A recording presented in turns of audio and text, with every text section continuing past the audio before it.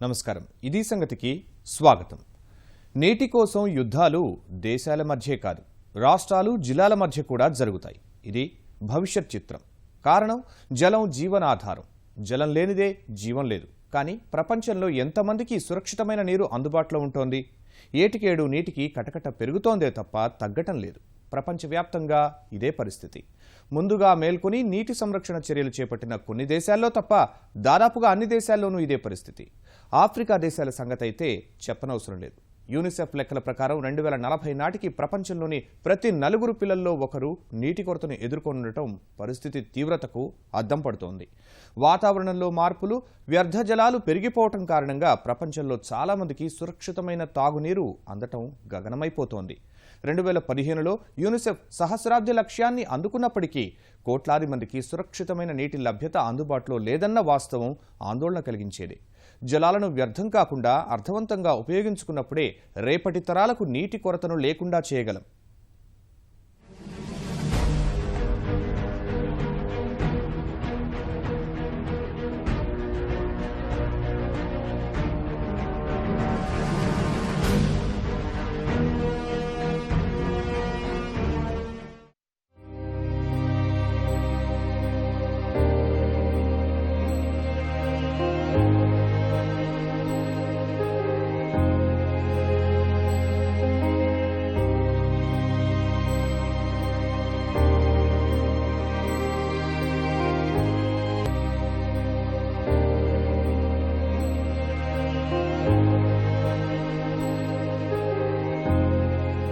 వేసవి వచ్చిందంటే నీటి కొరత గురించి గుర్తుకొస్తుంది.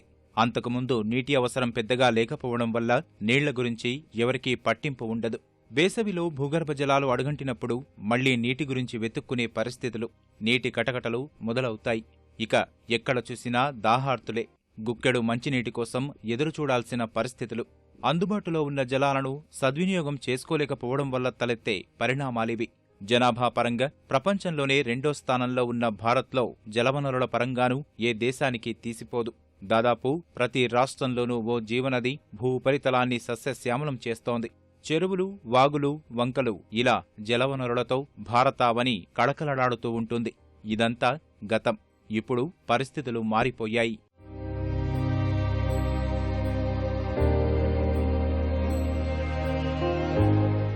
ఏడాది పొడవునా నీటితో ప్రవహించిన జీవనదులే నిర్జీవమవుతున్నాయి. అర్థం మారిన అభివృద్ధి మాటున కాలుష్య కోరల్లో చిక్కుకొని చిక్కి శల్యమవుతున్నాయి. దేశంలో సాగునీటి కోసం దాదాపు 70%, వ్యక్తిగత అవసరాల కోసం 80% భూగర్భ జలాలపైనే ఆధారపడుతున్నారు. మన నీటి అవసరాలకు ఆదరువుగా ఉన్న భూగర్భ జలాలు అందనంత లోతుకు చేరుకున్నాయి. అంటే పంటలు పండేందుకు ఆధారమైన నేలపొరల్లోని నీటిని వాడుకునేందుకు భగీరథ ప్రయత్నాలే చేయాల్సి వస్తుంది. ఇలా పరిమితికి మించి వినియోగంతో భూగర్భ జలాలు మరింతగా ఆవిరైపోయే ప్రమాదముంది. భూమిలోనికి ఇంకే నీరు కంటే మనం తోడే నీరు ఎక్కువైపోతుంది. దాంతో ఇవాళ భూగర్భ జలాలు మొత్తం అడుగంటిపోతూ ఉన్నాయి. చాలా గ్రామాలలో మంచినీటి కోసమని బోర్లు వేసినవి కూడా అన్ని ఎండిపోతూ ఉన్నాయి.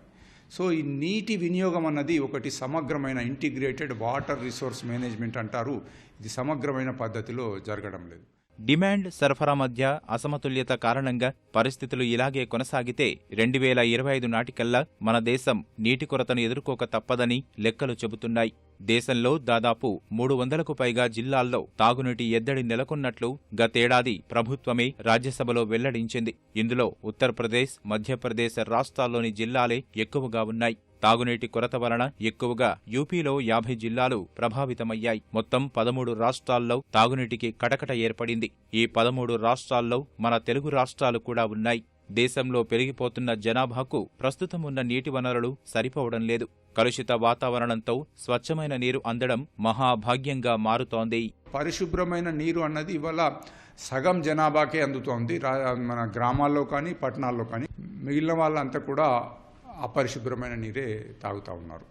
సో దీని మీద చాలా దృష్టి పెట్టాల్సిన అవసరం ఉంది. పరిశుభ్రమైన నీరు ఇవ్వడం అన్నది అది ప్రభుత్వం యొక్క బాధ్యతగా నేను అనుకుంటున్నాను. 2 తెలుగు రాష్ట్రాల లోపల ఒక వాటర్ పాలసీ కావాలి. ఈ జల దార్శనికత విజన్ లోపల మొట్టమొదటిగా కావాల్సింది ఒక వాటర్ పాలసీ. ఫస్ట్ ఏంటి, మంచినీటి వాడతాము, ఫస్ట్ ప్రియారిటీ. రెండోది వ్యవసాయానికి వాడతాం, మూడోది ఇండస్ట్రీసు, నాలుగోది టూరిజం. ఇలా ప్రియారిటీస్ ఉంటాయన్నమాట. గతేడాది లెక్కలు చూస్తే 50 ఏళ్లలో అందుబాటులోని పరిశుభ్రమైన నీటి శాతం 3000 క్యూబిక్ మీటర్ల నుంచి 1123 క్యూబిక్ మీటర్లకు పడిపోయింది. 6000 క్యూబిక్ మీటర్లుగా ఉన్న ప్రపంచ సగటుకు మనం అందనంత దూరంలో ఉన్నాం. భవిష్యత్తులో ఈ లెక్కల శాతం మరింత దిగజారిపోయే అవకాశమున్నట్లు తెలుస్తోంది. కిక్కిరిసిపోతున్న జనభారతంలో నీటి లభ్యతకు డిమాండ్కు మధ్య అంతరం అందనంత ఎత్తుకు చేరిపోతోంది. శరవేగంగా సాగుతున్న పట్టణీకరణతో మహానగరాలు దాహం కేకలతో అలమటిస్తున్నాయి. పల్లెల్లో తలసరిన రోజుకు 40 లీటర్ల డిమాండ్ ఉంటే నగరాల్లో 3 రెట్లు అధికంగా 135 లీటర్ల డిమాండ్ ఉంటోంది. ఢిల్లీ, ముంబై, కోల్కతా, చెన్నై వంటి మహానగరాల సంగతి చెప్పనవసరం లేదు. పెరిగిపోతున్న డిమాండ్, తరిగిపోతున్న వనరులు, ఉన్నవాటిని సరిగ్గా ఉపయోగించుకోలేని దైన్యం నీటి కష్టాలను కళ్ల ముందుకు తెస్తోంది. నీటి కొరత కారణంగా ఇప్పటికే జలయుద్ధాలు జరుగుతున్నాయి. భవిష్యత్తులో ఆ జగడాలు సర్వసాధారణంగా మారిపోయే అవకాశముంది. భూగర్భ జలాలు అనేవి అనంతం, అవి దొరుకుతూనే ఉంటాయి అనేది అటువంటి అపోహ కూడా తప్పు. భూగర్భ జలాల లభ్యత మన వర్షం మీద, మన కన్జర్వేషన్ మీద ఆధారపడి ఉంటుంది అనే విషయం మనం తెలుసుకోవాలి. కొండల మీద కూడా కట్టడాలు వచ్చేస్తున్నాయి. కొండల మీద పడిన వర్షం కూడా డైరెక్ట్గా సముద్రంలోకి వెళ్ళిపోతుంది. ఇటువంటి పరిస్థితుల్లో భూగర్భ జలాల లభ్యత తగ్గిపోతూ ఉంది. యూసేజ్లో దాని క్వాలిటీని మార్చి మళ్ళీ మనం డిస్పోజ్ చేయడం జరుగుతుంది. ఒకప్పుడు అది వేస్ట్ వాటర్ కింద ట్రీట్ చేసేవారు. ఇప్పుడు ఎంత అంతే కూడా దాని వేస్ట్ వాటర్ అని కాకుండా ఇట్స్ ఆల్సో న్యూ వాటర్ అంటున్నారు. వేస్ట్ వాటర్ మేనేజ్మెంట్ అంటే ఇప్పుడు ఒకప్పుడు పూర్తిగా అసలు అవసరం ఉండేది కాదు మన పూర్వం. ఎందుకంటే మనకి వాటర్ డిమాండ్ తక్కువ, ప్లస్ డిస్ట్రిబ్యూషన్, పాపులేషన్ డిస్ట్రిబ్యూషన్ వేరేగా ఉండేది. రూరల్ ఏరియాస్లో ఉండేవారు. ఇప్పుడు ఎప్పుడైతే అర్బనైజేషన్, మైగ్రేషన్ పెరిగిందో అర్బన్ సినారియోస్లో లోడ్ పెరిగింది. వరుసగా 2 ఏళ్ల కరువుతో దేశ జనాభాలో 1/4 మంది నీటి కొరతను ఎదుర్కొంటున్నారు. ఇప్పటికీ తాగునీటి కోసం కిలోమీటర్ల కొద్దీ దూరాలు నడిచి మంచినీటిని తెచ్చుకునే దృశ్యాలు సర్వసాధారణంగా మారాయి. మంచినీటి ట్యాంకర్లు వచ్చినప్పుడు వాటి వద్ద జరిగే నీటి యుద్ధాలు వేసవిలో నిత్యకృత్యం. యూపీలో అయితే నీటి కొరతను ఎదుర్కొనేందుకు రైళ్లలో 100 కిలోమీటర్ల దూరాలకు నీటిని తరలించిన సందర్భాలున్నాయి.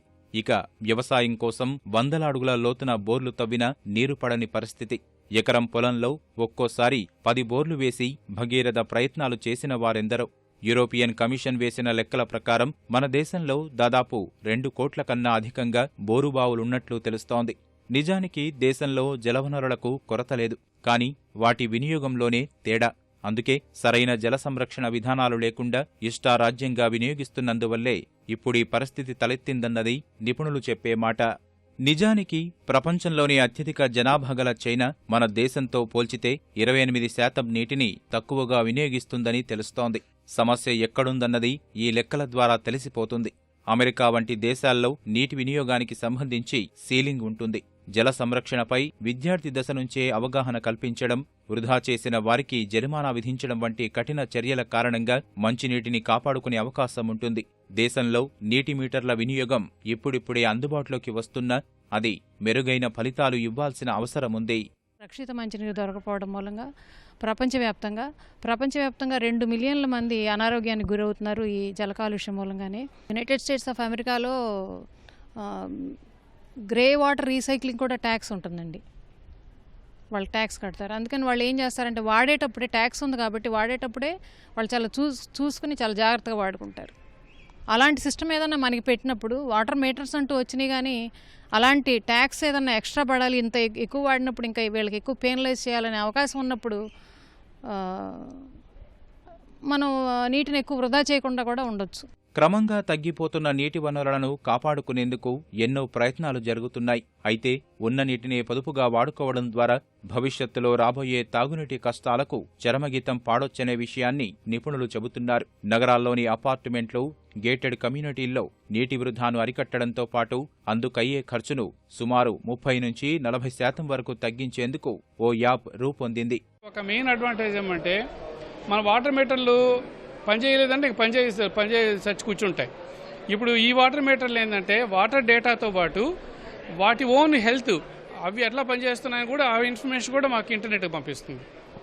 సో మనకు వరల్డ్ వాటర్ డే సందర్భంగా మనం చూసుకుంటే ఏ విధంగా మనం నీటిని పొదుపు చేయాలి అని చూసుకుంటే ఈ సొల్యూషన్ యూజ్ చేయడం వల్ల నీకు వాటర్ వేస్టేజ్ తగ్గుతుంది. వైజాగ్ జీవీఎంసీ నీటి పొదుపునకు అధునాతన పరిజ్ఞానాన్ని ఉపయోగిస్తోంది. యూకేకు చెందిన టాలిస్ కంపెనీ తయారీ నీటి ఏటీఎంలను వినియోగిస్తూ జీవీఎంసీ నీటిని పొదుపు చేస్తోంది. నీటి సంరక్షణ కోసం ఎన్నో సంస్థలు దాదాపుగా ఉద్యమం స్థాయిలోనే అవగాహన కల్పిస్తున్నాయి. ప్రతి నీటి బొట్టును ఒడిసిపట్టడం వల్ల ఎంతటి ప్రయోజనాలున్నాయో రాజస్థాన్ వంటి రాష్ట్రాలు జల స్వావలంబనతో నిరూపించాయి. తెలుగు రాష్ట్రాల్లో ఇంకుడు గుంతల కార్యక్రమం ద్వారా వాననీటి సంరక్షణ విలువ తెలిసివచ్చింది. ఈ స్ఫూర్తి నిరంతరం కొనసాగుతుండాలి. నీటి కొరత అనే పదం వినిపించినంతవరకు సాగాల్సిన ఉద్యమం ఏది?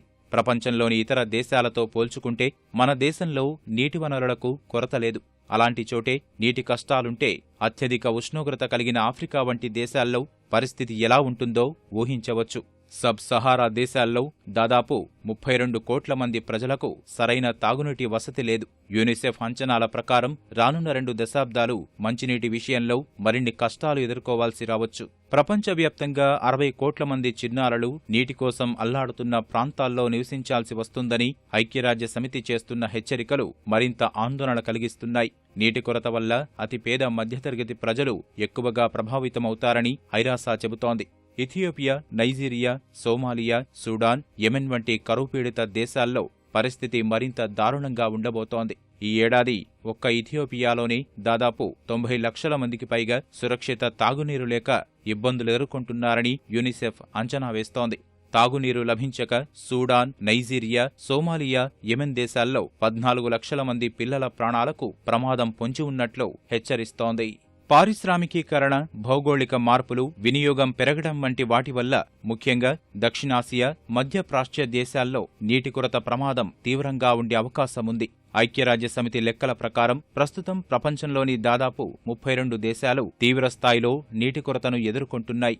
అతివేగంగా వృద్ధి చెందుతున్న ఆర్థిక వ్యవస్థ ఉన్న భారత్లో పరిస్థితి ఏమంత బాగాలేదు. ఇక్కడ గ్రామీణ ప్రాంతాల్లో దాదాపు 6 కోట్ల 30 లక్షల మంది ప్రజలు సురక్షితమైన తాగునీటికి దూరంగా ఉన్నట్లు చెబుతోంది ఐరాస.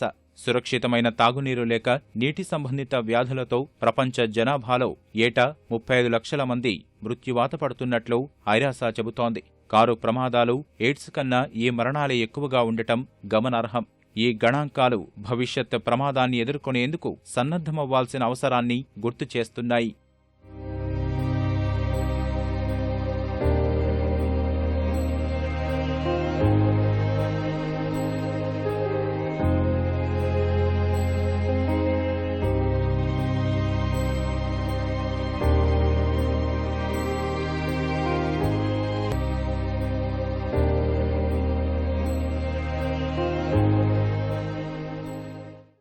ప్రకృతి ప్రసాదించిన వనరుల్లో నీరు అత్యంత ముఖ్యమైనది, ఎంతో విలువైంది కూడా.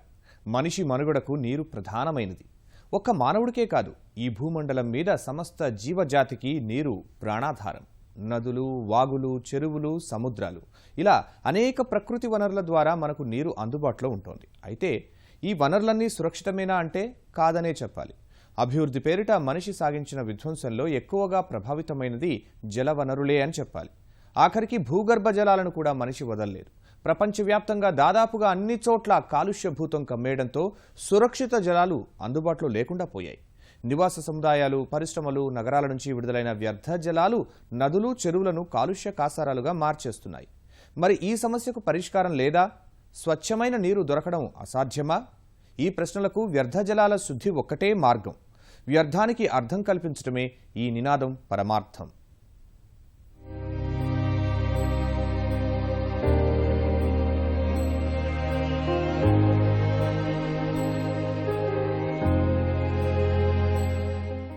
సమస్త జీవకోటికి మంచినీరు ప్రాణాధారం. నాగరికత అభివృద్ధి చెందుతున్న కొద్దీ మనిషి నీటి అవసరాలు పెరుగుతున్నాయి. ఆయా దేశాల జీవన ప్రమాణాలపైనే స్వచ్ఛమైన తాగునీరు లభించడం అనేది ఆధారపడి ఉంటుంది. పారిశ్రామికీకరణ, వ్యవసాయంలో ఇష్టారాజ్యంగా పురుగుమందుల వాడకం, ఇలా కారణాలేవైనా తాగునీరు కాలకూట విషంగా మారుతోంది. సురక్షిత నీటి వినియోగానికి సంబంధించి ప్రపంచ దేశాల జాబితాలో భారత్ది వెనక నుంచి 2వ స్థానం కావడం ప్రమాద ఘంటికలు మోగిస్తోంది. పట్టణాలకు వలసలు పెరగడం వల్ల పారిశ్రామిక, వ్యవసాయ కాలుష్యాలతో పాటు మురుగునీటి కాలుష్యం కూడా స్వచ్ఛమైన నీటి లభ్యతకు పెను సవాల్ విసురుతోంది. ఈ నేపథ్యంలో 1993 నుంచి ప్రతి ఏటా ప్రపంచ నీటి దినోత్సవాన్ని నిర్వహిస్తున్నారు. నీటి వనరుల పట్ల ప్రజల్లో చైతన్యం తీసుకురావడమే ఈ కార్యక్రమం పరమోద్దేశంగా ప్రకటించారు.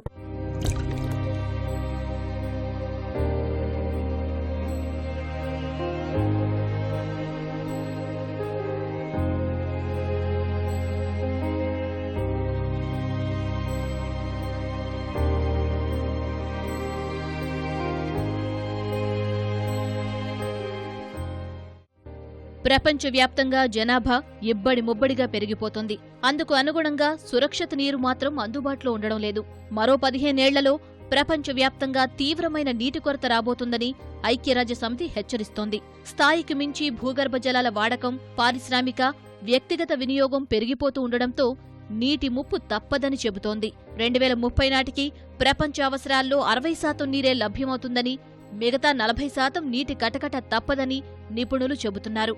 ఈ క్రమంలో జల సంక్షోభాన్ని ఎదుర్కొనేందుకు నీటి పునర్వినియోగమొక్కటే మార్గంగా కనిపిస్తోంది. వ్యర్థ జలాల్ని రీసైక్లింగ్ ప్రక్రియ ద్వారా శుద్ధి చేసి పరిశ్రమలలోనూ వ్యవసాయానికి సమర్థంగా వినియోగించుకోవడం ద్వారా స్వచ్ఛమైన నీటిని, నీటి వనరులను, ప్రకృతిని కాపాడుకునేందుకు అవకాశం ఉంటుంది.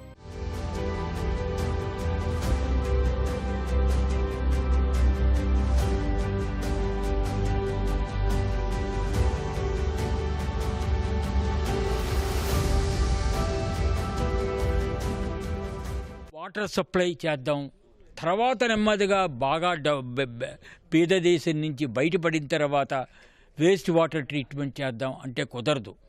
వాటర్తో పాటే వేస్ట్ వాటర్ వచ్చేస్తుంది. క్వాలిటీ ఆఫ్ లైఫ్ డీజనరేట్ అవుతోంది.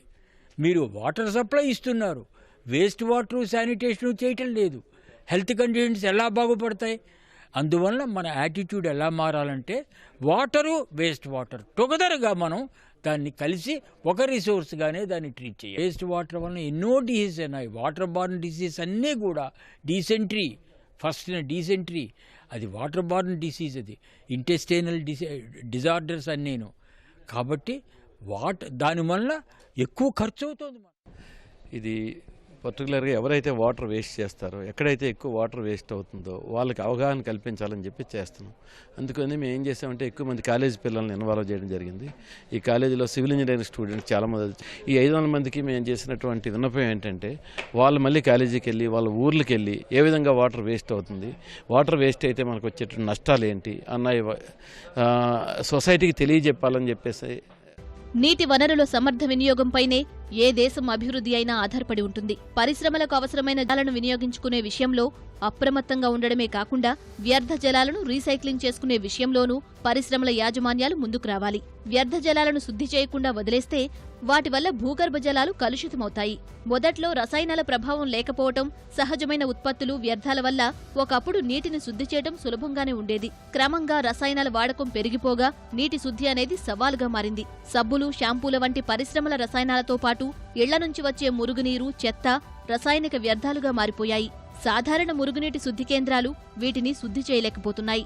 ఒకప్పుడు వ్యవసాయం సేంద్రియ ఆధారితంగా ఉండగా ప్రస్తుతం యూరియా, డీఏపీ, ఇతర పురుగుమందుల వాడకం ద్వారా రసాయనాల వినియోగం అంతటా వ్యాపించింది. ఏదో పరిశ్రమలో ఎక్కడో చోట ఏదో పొల్యూటెడ్ వాటర్, అది కెమికల్ అవ్వచ్చు, పెస్టిసైడ్స్ అవ్వచ్చు, లేకపోతే స్పిన్నింగ్ అవ్వచ్చు, జిన్నింగ్ అవ్వచ్చు, ఎనీ ఇండస్ట్రీ. మనం కెనాట్ కామెంట్ అని మన ఇండస్ట్రీ యాక్చువల్ ఇన్ జనరల్గా చూస్తే ఏమవుతుందంటే ఓవరాల్గా రెస్పాన్సిబిలిటీ అనేది ఒక ట్రేడ్ ఇన్ ఇండస్ట్రీ మీద కూడా ఈ బాధ్యత ఉందని నేను అనుకుంటున్నాను. యాక్చువల్ ప్రతి ఒక్కళ్ళు కూడా ఆ పర్టికులర్ ప్రోడక్ట్ తయారు చేసేటప్పుడు ఆ వచ్చే వాటర్ అన్ని డిఫరెంట్గా అది హానికరమైందా కాదా, ఒకవేళ హానికరం అయితే కనుక డిఫరెంట్గా దాన్ని ప్రాసెసింగ్ ప్లాన్ చేసి ప్రాసెస్ చేసిన తర్వాత వాటర్ కనుక బయట రిలీజ్ చేస్తే ఏమవుతుందంటే ఆ ఎఫెక్ట్ అనేది ఓవరాల్గా మళ్ళీ సమాజం మీద అందరి మీద పడుతుంది. కాబట్టి ఇది ప్రతి ఒక్కరికి బాధ్యతగా తీసుకోవాలి. వ్యర్థ జలాలు అనగానే అంతటా వాటిని ఉపయోగం లేనివిగా భావిస్తారు. వివిధ మార్గాల ద్వారా దూరంగా తరలించేందుకు ప్రయత్నిస్తారు. కానీ వీటిని కూడా జలవనరుగానే భావించాలి. అందులోని వ్యర్థాలు మనం జమ చేసినవే. అందుకే వాటిని ప్రత్యేక పద్ధతుల ద్వారా శుద్ధిపరచి వేరుపరిస్తే పంట పొలాలకు ఎరువులుగాను, నీటిని ఇతర అవసరాలకు ఉపయోగించుకోవచ్చు. భారత్ లాంటి సమశీతోష్ణ దేశంలో వ్యర్థ జలాలను శుద్ధి చేయడం అంత ఖర్చుతో కూడుకున్నదేమీ కాదని నిపుణులు చెబుతున్నారు. వ్యర్థ జలాల పునర్వినియోగం వల్ల బోరుబావుల ద్వారా నీటిని తోడాల్సిన అవసరం అంతగా ఉండదు. భూగర్భ జలాలపై ఒత్తిడి తగ్గుతుంది. నిర్మాణ రంగం, తోటల పెంపకం అవసరాలకు తాగునీటిని వాడే అవకాశం తప్పుతుంది. అండి ఈ వేస్ట్ వాటర్ కూడా కొంచెం ఎకనామిక్ వాల్యూ ఉంది. ఆ వాటర్ని కనుక ప్రాపర్గా ట్రీట్ చేసేసుకుంటే చక్కగా దాన్ని మనం నాన్ పోర్టబుల్ పర్పస్కి వాడచ్చు. అట్లాగే దాంట్లో ట్రీట్మెంట్ చేయడం వల్ల బై ప్రోడక్ట్ అనేది స్లడ్జ్ వస్తుంది. స్లడ్జ్ని కూడా మనం అగ్రికల్చర్ మాన్యూర్కి వాడచ్చు. అందులో నుంచి వచ్చే గ్యాస్ ద్వారా కూడా పవర్ జనరేషన్ చేయొచ్చు. ఆ విధంగా వేస్ట్ వాటర్ల నుంచి వచ్చే ప్రోడక్ట్స్ను ప్రాపర్గా యూజ్ చేసేద్దామనేది ప్రజలకు కనుక తెలియజేస్తే అప్పుడు వేస్ట్ వాటర్ల నుంచి కూడా చక్కగా ఉపయోగం అవుతుంది. ఫ్రెష్ వాటర్ మీద మనకు బర్డెన్ తగ్గుతుందండి. అది అవేర్నెస్ తీసుకురావాలి. వ్యర్థ జలాల పునర్వినియోగాన్ని ప్రోత్సహించేందుకు ప్రభుత్వాల పరంగా కూడా అనేక చర్యలు తీసుకోవాలి. నీటిని రీసైక్లింగ్ చేసి వాడుకునే పరిశ్రమలకు ఇతోధికంగా సహకరించాలి. ఫార్మా కంపెనీలు కాలుష్య నియంత్రణపై జాగ్రత్తలు తీసుకుంటేనే అనుమతులు ఇవ్వాలి. వ్యర్థ జలాలను నియంత్రించి వాటిని శుద్ధి చేసి పునర్వినియోగిస్తే దేశానికి ఆహార భద్రతతో పాటు ప్రజారోగ్యానికి భరోసా దక్కుతుంది. ప్రాజెక్టులను భూతల, భూగర్భ జలాల ఉమ్మడి వినియోగానికి అనువుగా రూపొందించాలి. పారిశ్రామిక రంగంలో నీటి అవసరాలు ఎప్పటికంటే మరిన్ని రెట్లు పెరిగే అవకాశాలున్న తరుణంలో వాటి నుంచి వచ్చే వ్యర్థ జలాల్ని శుద్ధి చేసి వ్యవసాయానికి, చేపల పెంపకానికి ఉపయోగించవచ్చు. శుద్ధి చేసిన వ్యర్థ జలాలను జలాశయాలకు విడుదల చేయకముందే వాటికి సంబంధించిన నాణ్యత పరీక్షలు పగడ్బందీగా నిర్వహించాలి. లేకపోతే తాగునీటి వనరులు కలుషితమై ప్రజల ఆరోగ్యానికి ముప్పు వాటిల్లుతుంది.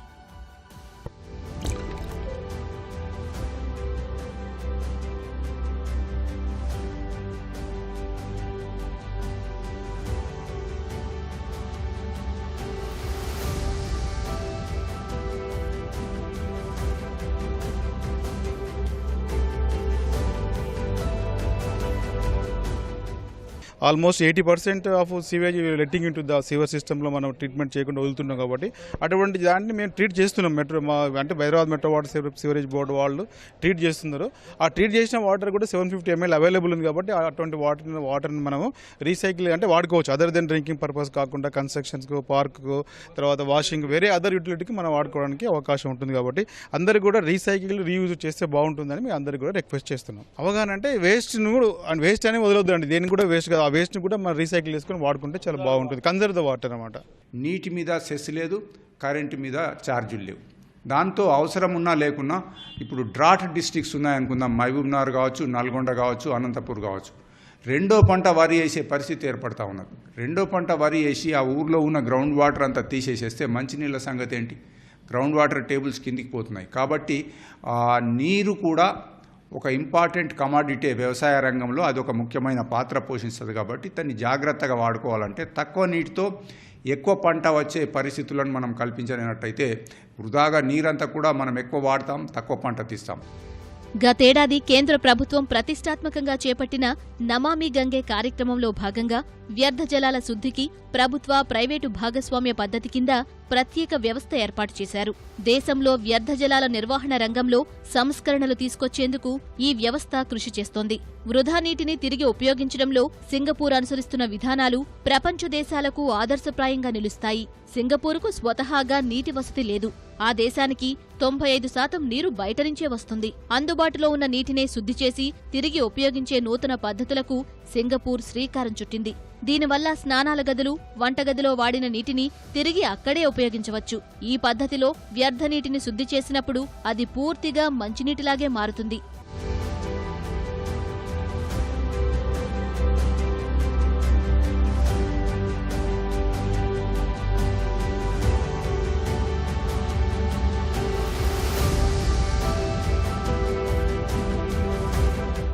కన్జర్వ్డ్ డ్రింకింగ్ వాటర్ అండ్ మనం వేస్ట్ చేసిన వాటర్ మనం రీసైకిల్ చేసి కూడా యూజ్ చేసుకోవచ్చు.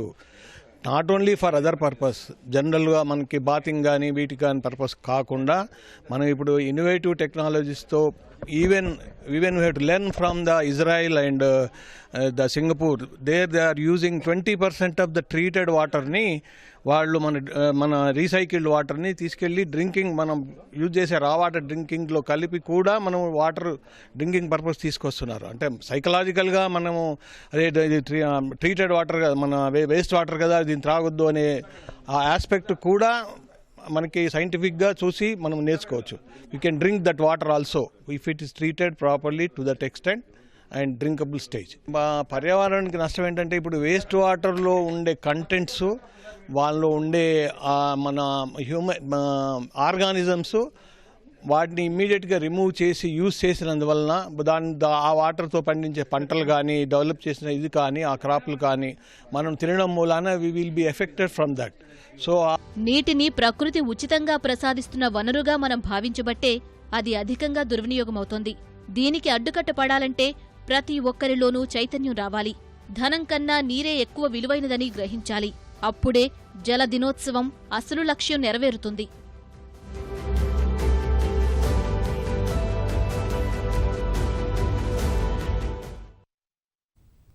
మరిన్ని విభిన్న అంశాలతో మరో ఇది సంగతిలో కలుసుకుందాం. నమస్కారం.